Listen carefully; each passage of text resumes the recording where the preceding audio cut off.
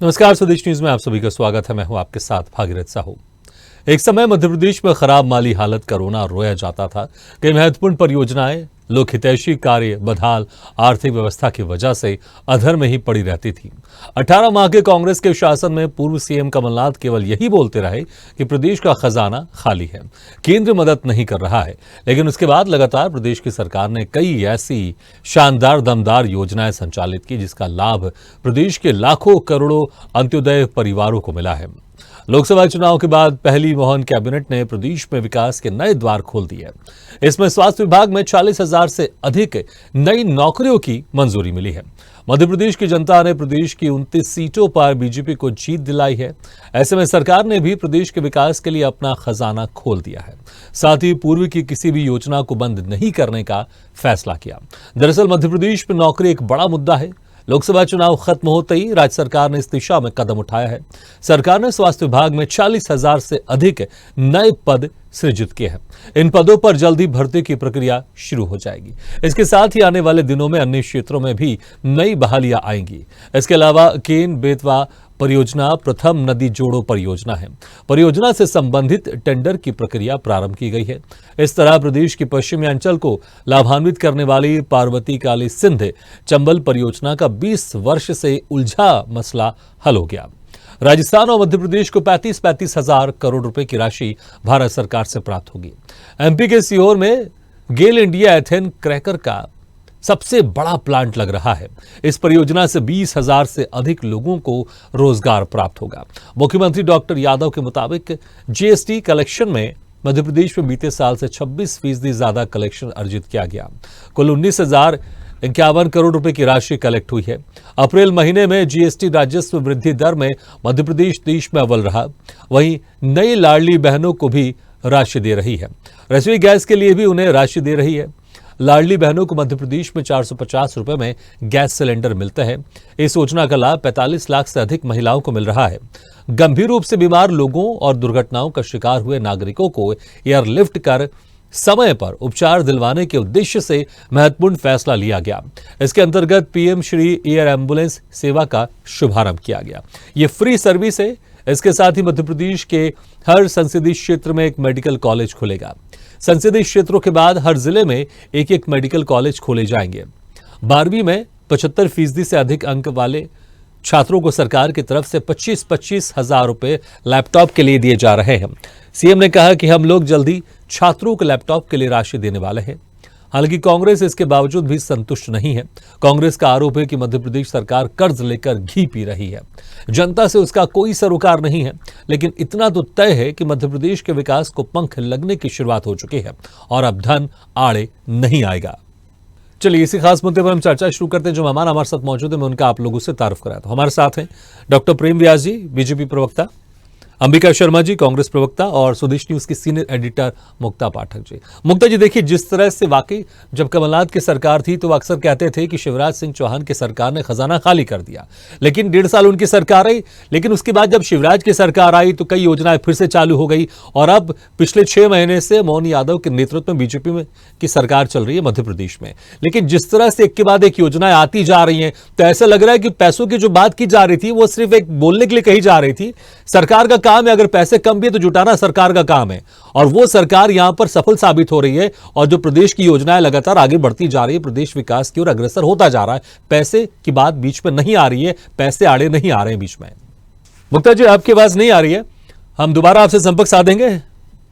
Doctor प्रेम व्यास जी, देखिए जिस तरह से देखें कि लगातार आरोप भी लगते रहे आपके ऊपर कि आप लोग कर्ज लेकर घी पी रहे हैं। कांग्रेस तो यही कह रही है कि आप लोग तमाम तरह की योजनाएं तो लेकर आ रहे हैं, लेकिन पैसों की समस्या है, कर्ज का जो बोझ है प्रदेश पर बढ़ता जा रहा है। लेकिन यहां पर मुझे लगता है शायद जनता को ये बात कितनी समझ में आती है, कर्ज कितना है कितना नहीं है, लेकिन इतना तो होता है प्रदेश के जो विकास के काम है वो लगातार निरंतर आगे बढ़ते जा रहे हैं। रूप से जागती रही भावना जैसी प्रभु मूर्त दिखी ताही वैसी। अब यही परिस्थिति हमने जो बताया था कि पिछले 10 वर्षों में सतत हमने विकास कार्य कराया, धरातल पर आकर नई योजनाएं बनाई है, नई योजनाएं के क्रियान्वयन के साथ में नए स्रोतों का निर्माण किया है। और हमने पूर्व में कहा था कि नए स्रोतों का अगर निर्माण हुआ तभी तो बजट को हम हर वर्ष जो है बढ़ाने का कार्य कर रहे हैं। आप देखेंगे, मैं कुछ चीजों का उल्लेख कर देता हूं। जिस तरह से पहले जो था गेहूं 174.8 लाख टन हुआ करता था 2013-14 में, हमारी सरकार की बात कर रहे हैं हम, कांग्रेस का 2003 की बात नहीं है। उसको जो है 2022-23 में 352.7 लाख टन तक ले जाने का कार्य करा है। पैडी प्रोडक्शंस जो एक बहुत गंभीर समस्या थी उस समय में, उसको इंक्रीज करने का कार्य करा, 53.2 लाख टन तक पहुंचाया। निश्चित रूप से 550 बिलियन का जो हमने टारगेट रखा है कि अगर भारत जो है 5 ट्रिलियन इकोनॉमी बनेगी तो मध्य प्रदेश की क्या भूमिका रहेगी, उसकी ओर हम अग्रसर हो रहे हैं। जीएसडीपी जो स्टेट्स का है वो लगभग 7.6% उसको इंक्रीज करा है। कॉन्स्टेंटेड प्राइजेस पर कैपिटा इनकम को इंक्रीज करा है। 3 लाख करोड़ का जो बजट हुआ करता था उसमें एक्सपेंडिचर बजट था जो 2,17,000 के आसपास, उसको जो है 2,47,000 तक हमने 2023 में पहुंचा है। डेब्ट टू जीएसडीपी का रेशियो जो 39.5% था 2005 में, उसको जो है 2020 में आप देखेंगे 22.4% पे लाए। मतलब विकास भी भरपूर करा है, अदायगी भी बरोबर समय पर कही है, कैपिटल एक्सपेंडिचर्स को भी बढ़ाने का कार्य करा है। जो 37,000 करोड़ के आसपास था उसको 23-24 में 45,000 करोड़ के आसपास पहुंचाया। इसीलिए हमने कहा है कि विकास भी भरपूर है, विकास के साथ में स्रोतों का जो नए नए स्रोतों का निर्माण करना है। आज वो स्रोत निश्चित रूप से इनकम के रूप में प्रदर्शित हो रहा है। एफडीआई का इन्वेस्टमेंट जो पूर्व अप्रैल में 2021 में उसको इंक्रीज हुआ है, मार्च 2022 में हमने देखा तो 1560 करोड़ रुपए के आसपास गया है। एक्सपोर्ट का जो इंक्रीमेंट हुआ है वो 8.4% हुआ है। ये तमाम सारा मिलाकर जो होता है वो निश्चित रूप से प्रदेश में उसका फायदा मिलता है, और जब फायदा मिलता है तो जनता के मध्य में उसको प्रेषित किया जाता है। ठीक है, लेकिन अंबिका शर्मा जी देखिए, जिस तरह से यहाँ पर प्रदेश सरकार की तरफ से, वर्तमान सरकार की तरफ से तमाम बड़ी बड़ी योजनाएं हैं और कुछ ऐसे मुद्दे भी हैं जो कई सालों से उलझे हुए थे, 20-20 सालों से उलझे हुए थे, उसको सुलझा लिया गया है। जिसमें ज्यादातर अगर बात करें जो पार्वती कालीसिंध चंबल परियोजना था, 20 वर्षों से यह मामला उलझा हुआ था राजस्थान के साथ, ये सुलझा लिया गया। अब इसमें 35-35 करोड़, 1,000 करोड़ दोनों प्रदेश की सरकार को मिलेंगे। ऐसे तमाम योजनाएं जो शुरू हो गई हैं, और जिस तरह से आप लोग आरोप लगाते हैं कि कर्ज लेकर घी पी रही है मध्य प्रदेश की सरकार, लेकिन सरकार तो यह भी कहती है कि हम जितने एलिजिबल हैं, जितने योग्य हैं, जितना रूल कहता है उसके हिसाब से हम कर्ज ले रहे हैं। देखिए, हम लोग हवाई आरोप नहीं लगाते हैं, हम तथ्यपूर्ण आरोप लगाते हैं।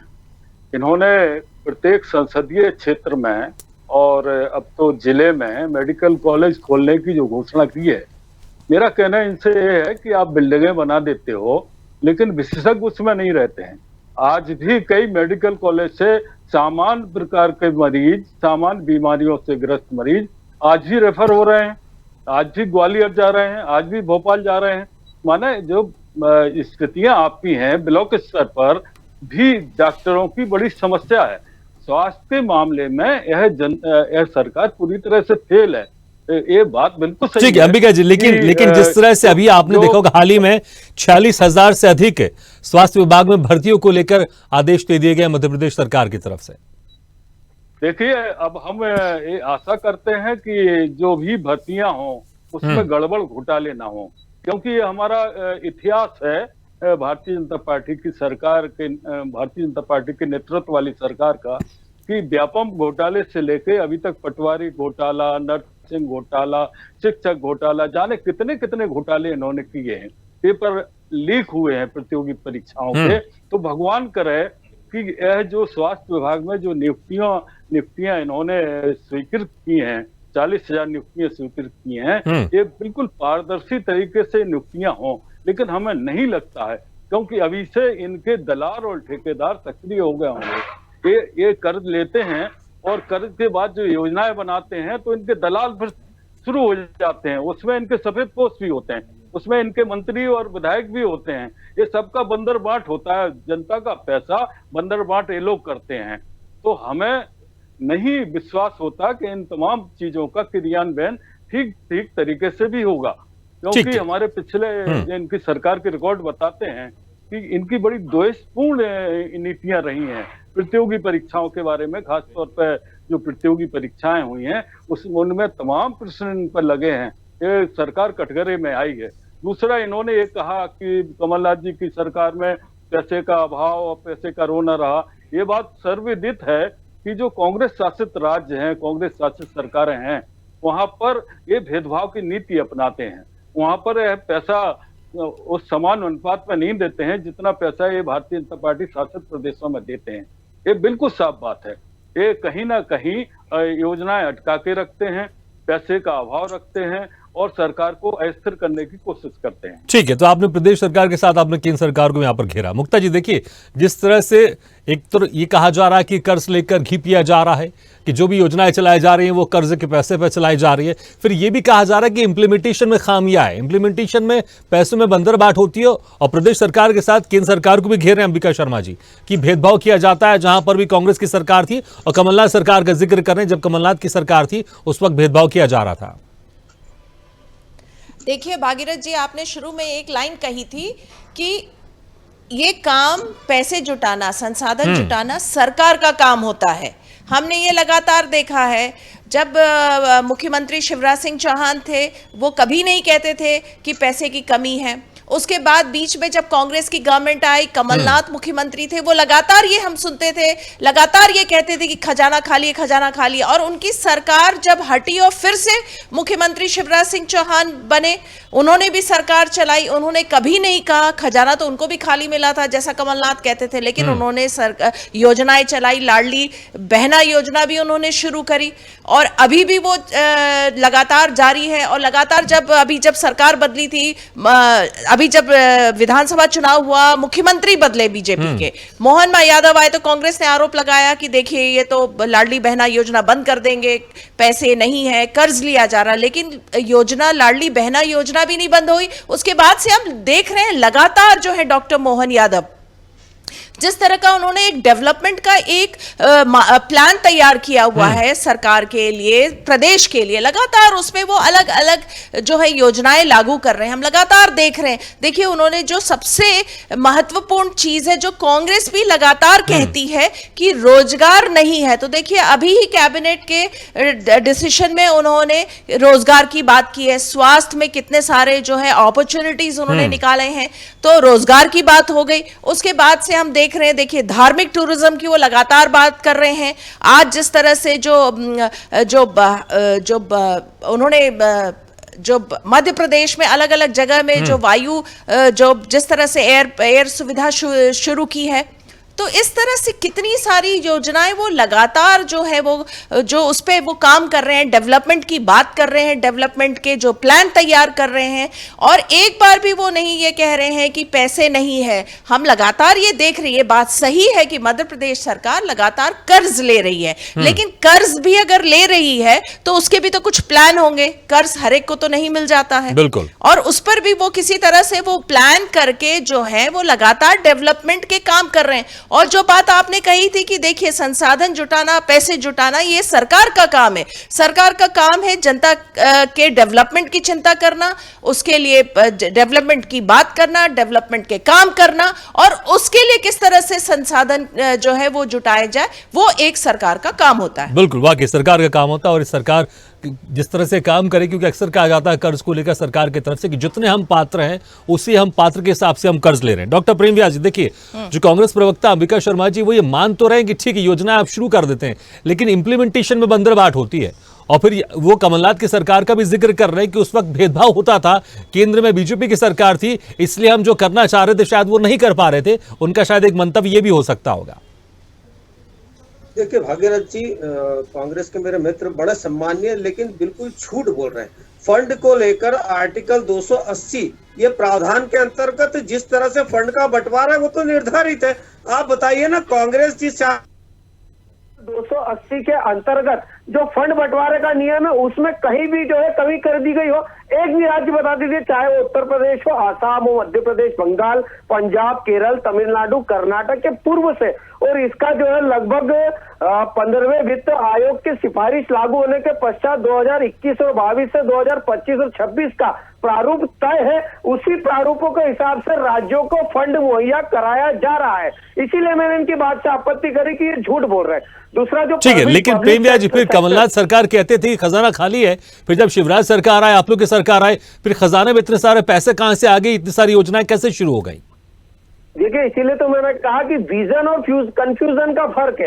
एक हम विजन लेके चल रहे हैं, ये फ्यूजन और कंफ्यूजन लेके चल रहे हैं। स्रोतों का निर्माण, अरे उस समय तो 2 लाख घरों का पैसा वापस कर दिया गया था, ये तो सर्वविदित है। उन्हें इस बात की जानकारी नहीं थी कि मध्य प्रदेश में कहां कहां घरों के निर्माण की आवश्यकता है। लिस्ट मांगी गई तो लिस्टों को समय पर ना देने के कारण 2 लाख घरों का पैसा वापस चले गया। अब मैं पुनः अपनी बातों पर आता हूं। प्रायोरिटी सेक्टर्स को मध्य प्रदेश सरकार ने 59.54% एडवांस दे दिया है, जो पिछली सरकार नेशनल एवरेज जो है 40% के आसपास, उससे अधिक है।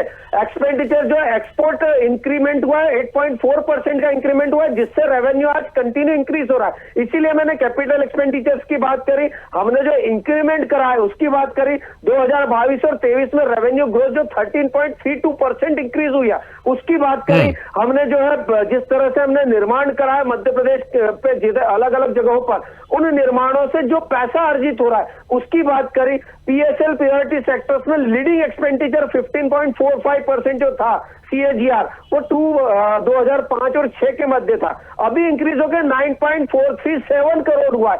MSME हो, एग्रीकल्चर हो, हेल्थ सेक्टर्स हो, आप देखिए गांव में पहले जो है डायलिसिस की मशीन, ठीक है, मुझे लगता है कि आप बहुत सारे आंकड़े गिना रहे हैं। अंबिका शर्मा जी, देखिए डॉक्टर प्रेम व्यास जी सिर्फ बात नहीं कर रहे हैं, आंकड़े भी गिना रहे हैं।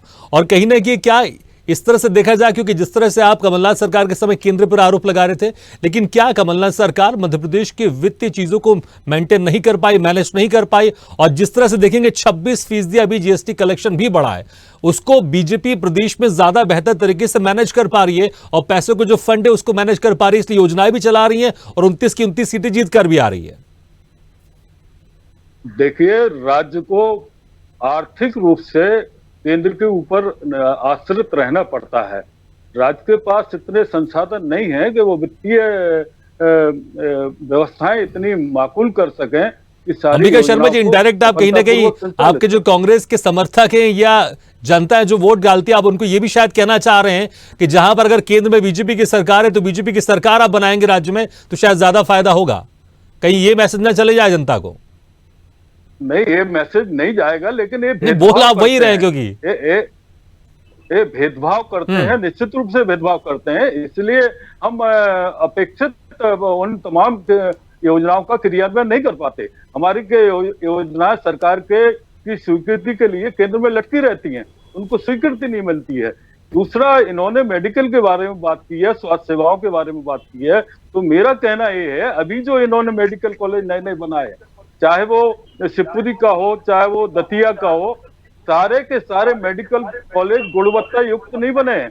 उनकी छतें आज भी लीक हो रही हैं, उनकी बिल्डिंग बहुत कमजोर बनी हुई है। तो इतना भ्रष्टाचार इनका निर्माण कार्यों में ये लोग करते हैं कि इनको जनता के परवाह की, जनता के पैसे की जिस प्रकार से ये लूटपाट करते हैं, जिस प्रकार से दुरुपयोग करते हैं, वो बहुत। ठीक है, मुझे लगता है कि आप इंप्लीमेंटेशन पे आप गौर दे रहे हैं कि इंप्लीमेंटेशन बेहतर नहीं हो पा रहा है। ठीक है, मुझे लगता है विपक्ष का काम है, लेकिन एक बात मुझे जरूर याद है कमलनाथ की। कमलनाथ कहते थे, अंबिका जी कमलनाथ जी कहते थे कि भले राज्य में किसी की भी सरकार हो, केंद्र में किसी की भी सरकार हो, लेकिन छिंदवाड़ा का विकास मैं करूंगा। आप देखिए, वो तो राज्य सरकार में बीजेपी हो, केंद्र में बीजेपी हो, लेकिन छिंदवाड़ा में मैं विकास करूंगा। एक सांसद से विकास की बात करता है पूरे जिले की, और फिर आप आरोप लगा रहे हैं केंद्र के ऊपर। मुक्ता जी देखिए, ठीक है, मुझे लगता है कि ठीक है अंबिका जी, मेरे पास समय का, मैं माफी चाहूंगा। मुक्ता जी देखिए, जिस तरह से इंप्लीमेंटेशन को लेकर अंबिका जी कह रहे हैं, बहुत अच्छी बात है, विपक्षी पार्टियों को नजर रखनी चाहिए। कोई योजना इंप्लीमेंटेशन बेहतर हो, क्योंकि योजनाएं तो बन जाती है, इंप्लीमेंटेशन में कुछ खामियां उसको दूर करना चाहिए। लेकिन यह भी सत्यता है कि बीजेपी प्रदेश के वित्तीय स्थिति को मैनेज बेहतर कर पा रही है, बजाय जिस तरह से कांग्रेस कहती थी, कांग्रेस की सरकार कहती थी कि प्रदेश का जो खजाना है वो खाली है। यहां पर बेहतर मैनेजमेंट मोहन यादव की सरकार ज्यादा बेहतर कर रही है। बहुत अच्छी बात आपने कही। देखिए, मैनेजमेंट बिल्कुल सही है। डॉक्टर मोहन यादव को लगभग 180 डेज हो गए हैं, 2 महीने उनके बीत गए चुनाव में, लेकिन इस बार इन दिनों में कभी भी हमने उनके मुंह से ये नहीं सुना कि खजाने में कमी है, हमें कर्ज लेना पड़ रहा है, हम कैसे मैनेज करेंगे, डेवलपमेंट कर पाएगी सरकार की नहीं कर पाएगी। वो लगातार जब भी बात करते, जब भी मीडिया इंटरेक्शन करते हैं, वो बिंदु गिनाते हैं कि क्या क्या वो कर रहे हैं, क्या क्या उनकी सरकार करने करने जा रही है। अभी वो कैबिनेट की बैठक हुई थी, उसमें उन्होंने सभी मंत्रियों को कहा है कि एक पावर प्रेजेंटेशन आप लोग सब दीजिए, आपके डिपार्टमेंट में जो नरेंद्र मोदी की गारंटी है उसके हिसाब से पावर प्रेजेंटेशन बना के मुझे दीजिए, और आप लोगों की डिपार्टमेंट क्या क्या करने जा रही है, आगे क्या करेगी। तो देखिए लगातार वो बात कर रहे हैं, डेवलपमेंट की बात कर रहे हैं, लगातार वो एक्शन मोड में है उनकी सरकार है। तो देखिए जैसा जो वित्तीय स्थिति होती है वो मैनेज करना तो एक सरकार का ही काम है, मुखिया का काम है, तो वो कर रहे हैं। बिल्कुल अंबिका जी, देखिए मैनेज करना सरकार का काम है, लेकिन जनता के सामने बार बार ये बोलना अंबिका जी कि खजाना खाली, तो मुझे लगता है कि एक नेगेटिव असर आता है। और मुझे याद है, अगर हम देखें 2016-17 के आसपास और 2019 के चुनाव से पहले अक्सर कांग्रेस के नेता कहते थे बड़े बड़े कि देश चलाना हमें आता है, देश चलाना कांग्रेस को आता है। लेकिन मुझे लगता है मध्य प्रदेश में शायद बीजेपी ये कह सकती है कि प्रदेश चलाना हमें आता है, वित्तीय मैनेज करना हमें आता है। देखिए ऐसा नहीं है, प्रदेश कांग्रेस के पास बड़े अनुभव हैं, 60 साल के अनुभव हैं। कांग्रेस ने इतनी मर्यादाएं कभी नहीं तोड़ी, इतनी आपाधापी कभी नहीं की जितनी भारतीय जनता पार्टी करती है। भारतीय जनता पार्टी के कार्यकाल में अभी 10-15-20 साल के कार्यकाल में जितने घोटाले हुए हैं, जितनी अनियमितताएं हुई हैं प्रतियोगी परीक्षाओं में, इससे हमारा सर्व से झुक जाता है। व्यापम एक बहुत बड़ा कलंक है। इसके बाद पटवारी परीक्षा घोटाला हुआ, नर्सिंग घोटाला हुआ, कितने आपको घोटाले गिनाए। ये प्रतियोगी परीक्षाएं, ठीक है, मुझे लगता है कि घोटालों के ऊपर बाकी सरकार को और चिंता करनी चाहिए। लेकिन ये तो आप मानते हैं कि बीजेपी के सरकार वित्तीय मैनेजमेंट में ज्यादा बेहतर है कांग्रेस से, आप ये मानते हैं? क्योंकि आप कहते हैं कि खजाना खाली है, लेकिन बीजेपी के जो नेता कहते हैं, बीजेपी के पूर्व मुख्यमंत्री जो कहते थे शिवराज सिंह चौहान, मैं पैसों की कमी नहीं आने दूंगा, और वही अभी वर्तमान सरकार भी कह रही है। आप ये मानते हैं कि बीजेपी ज्यादा बेहतर है वित्तीय मैनेजमेंट में? राज्य सरकार बीजेपी की है, मोहन यादव जी पर सीधी कृपा है उनकी, तो वो तो खजाना लुटा रहे हैं उनके लिए। अब इस पैसे का सदुपयोग हो, पब्लिक के इंटरेस्ट में। ठीक है, चलिए, मुझे लगता है आपने जो एक शब्द का इस्तेमाल किया, लुटा रहा है, कम से कम ये तो आप मान रहे हैं कि खजाना अब खाली नहीं है, क्योंकि लुटाने के लिए आपके पास पैसा होना चाहिए। डॉक्टर प्रेम व्यास जी, देखिए ये तो मान रहे हैं कि अब खजाना खाली नहीं, पैसा है, लेकिन वो इस पर भी इंगित कर रहे हैं कि जो आप पैसा आप लोग लगा रहे हैं वहां सही मायने में अच्छे से लगना चाहिए और प्रॉपर इम्प्लीमेंटेशन होना चाहिए, बंदरबाट नहीं होनी चाहिए। सफलताएं बहुत है, लेकिन चुनौती भी बहुत सारी है वर्तमान सरकार के पास। देखिए निश्चित रूप से भागीरथी, जब भी हेल्थ सेक्टर्स में सरकार कार्य करती तो इस तरह की चुनौतियों का सामना हर सरकार को करना पड़ता है। आप देखेंगे 5 मेडिकल कॉलेज पहले हुआ करता था, 25 हम मानते हैं 2 कॉलेजेस में जो अनियमितता हुई है, लेकिन 23 तो रन हो रहे हैं। आज 4000 जो है डॉक्टर्स वहां से बनकर निकलेंगे। दूसरा, बिल्डिंग्स को लेकर बात है तो निश्चित रूप से तय समय और पैमाने पर उसका निरीक्षण होता है। भौतिक निरीक्षण करने पर जो नर्सिंग घोटाला हुआ था उसमें सभी इंस्पेक्टर्स को हटाने का कार्य करा है। इसलिए हमने कहा कि जीरो टॉलरेंस की नीति पर मध्य प्रदेश सरकार कार्य कर रही है। 24 घंटे में संज्ञान आने पर तुरंत कार्रवाई कर रही, चाहे वो भू माफिया हो, चाहे रेत माफिया हो, चाहे शिक्षा माफिया हो। जिस तरह से जबलपुर में कार्रवाई हुई, जिस तरह से 200 खदानों पर लगभग 1.25 करोड़ का जुर्माना लगाया गया, तो इस तरह से मध्य प्रदेश और जिला चिकित्सालयों की संख्या 1597 बढ़ाई। इसीलिए मैंने कहा कम से कम जैसे 300 से ज्यादा जांचें जो ग्रामीण क्षेत्रों में नहीं हुआ करती थी, सरकार उसको गांवों में करने का कार्य कर रही है। एयर एम्बुलेंस के माध्यम से आज जो एनएफएचएस सर्वे, तमाम सर्वे बता रहे हैं कि गुणवत्ता में जो है कमी नहीं आई और शिखर पर पहुंचा है। इसीलिए मैंने कहा, दूसरा फंड को लेकर मैं बार बार पुनः अवगत करता हूं कि अगर आपके 1.5 वर्ष के कार्यकाल में आर्टिकल 280 में नियमित प्रावधानों को कहीं पर भी उसको नहीं किया गया हो, तो निश्चित रूप से आज मुझे आप एक कागज बता दीजिए जिसमें फंड प्रॉपर मध्य प्रदेश को 2018। ठीक है, चलिए हमारा समय भी समाप्त हो गया, लेकिन बहुत बहुत शुक्रिया आप सभी मेहमानों का, डॉक्टर प्रेम व्यास जी, अंबिका शर्मा जी, मुक्ता पाठक जी।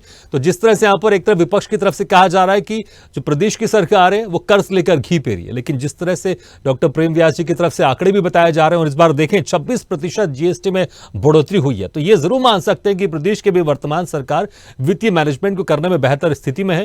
लेकिन जिस तरह से सफलताएं हैं, चुनौतियां भी बहुत हैं और प्रदेश को इन चुनौतियों से भी निपटना पड़ेगा, सरकार को इन चुनौतियों से भी निपटना पड़ेगा, तभी मध्य प्रदेश और बेहतर स्थिति में होगा और बेहतर विकास करेगा। इसी के साथ हमारी खास पेशकश में फिलहाल इतना, लेकिन खबरों का सिलसिला लगातार जारी। आप देखते रहिए स्वदेश न्यूज, सबसे पहले देश।